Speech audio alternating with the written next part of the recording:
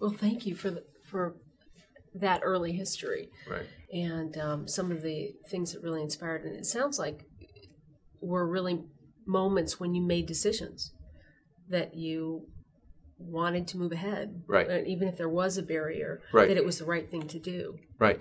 In many respects, being here in Atlanta, hometown of Martin Luther King Jr., and all the remembrances of King that as a part of the various displays and areas to visit and so on, is full circle for me, because I was very concerned and remain concerned about the about injustice and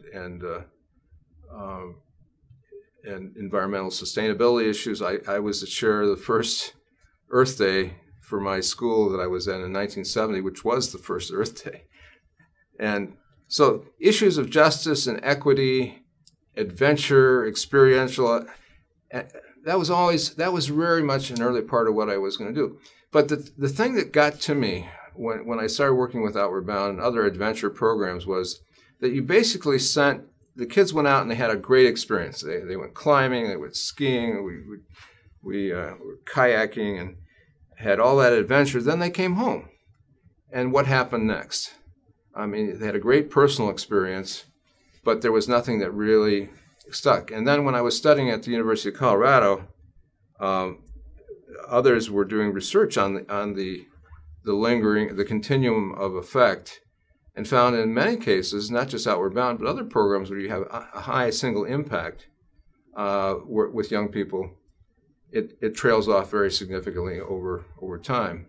So that was the first aha for me. But the other thing was that I really thought that there was a natural kind of affinity for creating an element of contribution or service as a follow-on to other forms of experiential learning. Once you had the introductory experience, you did the team building, you have the personal development, the confidence is raised. And then, what are we going to do with all this capacity?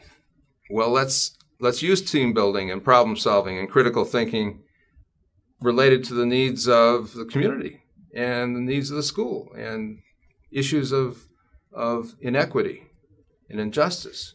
Why not? At that time, that was the early 70s. And at that point in time, what we know as service learning was a few programs at the higher ed level. And it was not common at all at the so-called K-12 age level.